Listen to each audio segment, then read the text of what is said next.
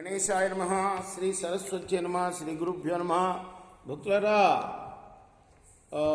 వాల్మీకి మహర్షి రచించిన శ్రీమద్ రామాయణం యథాతథంగా చెప్పుకున్నాం. ప్రతి శ్లోకం దాని అర్థం. ఇందులో భాగంగా నిన్నటి వరకు మనం బాల అయోధ్యారణ్య కిష్కింద సుందర యుద్ధకాండాలు పూర్తి చేశాం. ఉత్తరాఖండ్లో కూడా మనం 70వ సర్గ వరకు చెప్పుకున్నాం. ఈ రోజున 71వ సర్గని ప్రారంభం చేద్దాం. ప్రారంభించే ముందు వాల్మీకి మహర్షిని ప్రార్థన చేసుకుందాం. కూజంతన్ రామ రామేతి మధురం మధురాక్షరం ఆరుహ్య కవితా శాఖాం వందే వాల్మీకి కోకిలం అంజనానందనం వీరం జానకీ శోకనాశనం కపి సమక్షాంతారాం వందే లంకా భయంకరం సదా నింబవృక్షస్య మూలాధివాసాత్ సుధాశ్రావిణం తిక్తమప్యప్రియంతం తరుం కల్పవృక్షాదికం సాధయంతం నమామీశ్వరం సద్గురుం సాయినాథం సమర్థద్గురు సాయినాథ్ మహారాజ్ కీ జై. తతో ద్వాదశమే వర్షే శత్రుఘ్నో రామపాలిత అయోధ్యాన్ చకమే గంతుం అల్పభృత్య బలానుగః. నేను చెప్పుకున్నాం మనం. స్వామి శత్రుఘ్నుడు లవణాసురుణ్ణి వధించాడు యుద్ధంలో. అక్కడ మొత్తం 12 సంవత్సరాలు ఉన్నాడు. ఆ మధురాపురాన్ని బాగా అభివృద్ధి చేశాడు, చక్కగా పాలించాడు. ఆ తర్వాత రాముణ్ణి చూడాలన్న కోరిక ఏర్పడింది ఆయనకి.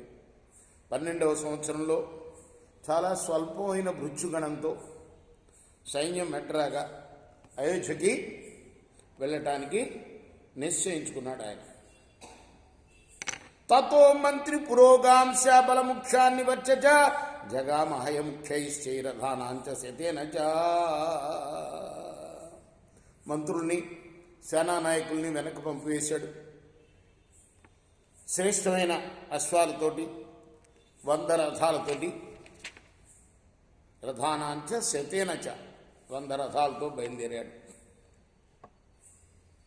సగత్వా గణితాన్ వాసాన్ సప్తాశ్చౌ రఘునందన వాల్మీకి ఆశ్రమమాసాద్య వాసం చక్రే మహాయశ.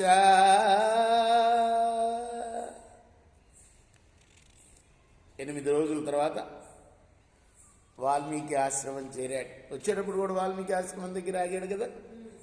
సోభివాచ్య తథపాదో వాల్మీకి పురుషర్షభ పాద్యమర్ఘ్యం తథాతిథ్యం జగ్రాహ మునిహస్తత. వాల్మీకి మహర్షికి అభివాదం చేసి అతనిచ్చిన పాద్యాన్ని అర్ఘ్యాన్ని ఆతిథ్యాన్ని స్వీకరించాడు. బహురూపా సుమధురా కథాస్తత్ర సహస్రశ కథయామాస సముని శత్రుఘ్నాయ మహాత్మనే. ఆ మహాత్ముడు శత్రుఘ్నుడికి అనేక విధాలైన మధురమైన వేలాది కథలు చెప్పాడు. వచ్చేటప్పుడు కూడా చెప్పాడుగా, వెళ్ళేటప్పుడు కూడా చెప్తున్నాడు. ఉవాచ మునిర్వాక్యం లవణస్య వధాశ్రితం సుదుష్కరం కృతం కర్మ లవణం నిఘ్నతాత్వయా.